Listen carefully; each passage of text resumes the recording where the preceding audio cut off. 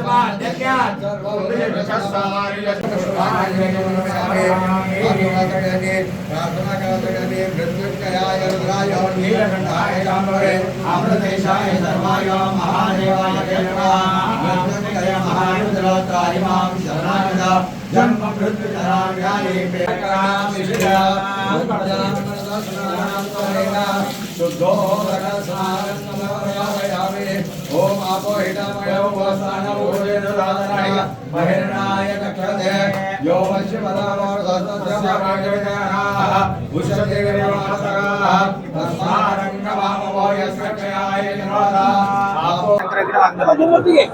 प्रथम महाशिवरात्रीच्या सर्व राज्यातल्या आणि देशातल्या भाविकांना मनापासून शुभेच्छा। पूजा पार पडली आणि एकच संकल्प केलेला आहे, हे जे भीमाशंकर परिसर विकास आराखड्याचं जे काम आहे, हे काम लवकरात लवकर आमच्या हातून आणि सरकारच्या माध्यमातून पूर्ण व्हावं अशा प्रकारची प्रार्थना मिस्त्री क्षेत्र भीमाशंकराकडे केलेली आहे। आजही या भीमाशंकर परिसरात पाण्याचा प्रश्न आजही होतो, निर्माण होतो, परंतु पाण्याचा प्रश्न आजही सुटलेला नाही।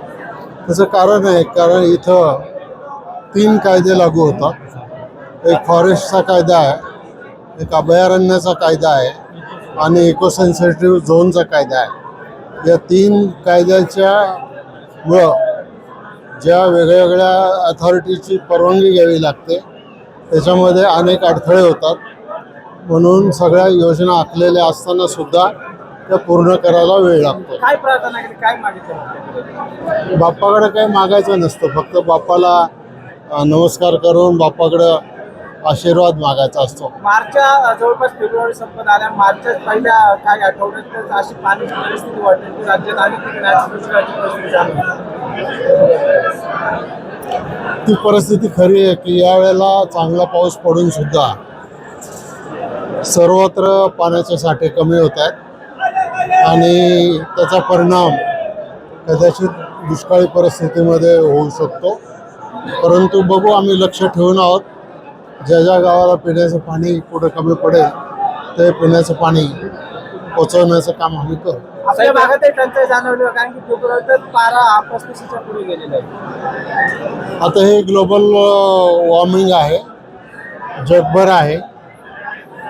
जे थंड देश आहेत त्या थंड देशात सुद्धा आता आपल्याला गरमी तिथं दिसायला लागलेली आहे। 40 पर्यंत त्याच्या पुढं सुद्धा हा पारा गेलेला आहे आणि सर्वत्र वातावरणाच्या बदलामुळं हीच परिस्थिती आहे।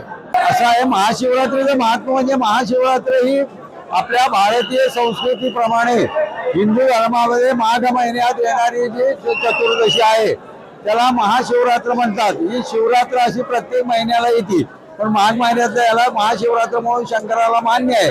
संपूर्ण हिंदू महाराष्ट्रामध्ये ज्या ठिकाणी शिवलिंग आहे ते ज्योतिर्लिंग असो, साधे शिवलिंग असो, गावातला असो, गल्लीतला असो, ज्या शिवलिंगावरती रोज 5 माणसं येत असतील तिथे आजच्या दिवसाला 10 माणसं जातील, तिथे 500 येत असतील तिथे 5000 येतील। त्याच्याप्रमाणे एक ज्योतिर्लिंग आहे, त्या ज्योतिर्लिंगाला महत्व जास्त होतं दर्शनाला, म्हणून या ठिकाणी लाखो यात्रेकरू या ठिकाणी येतात। या ठिकाणी आज त्याला महाशिवरात्र आहे।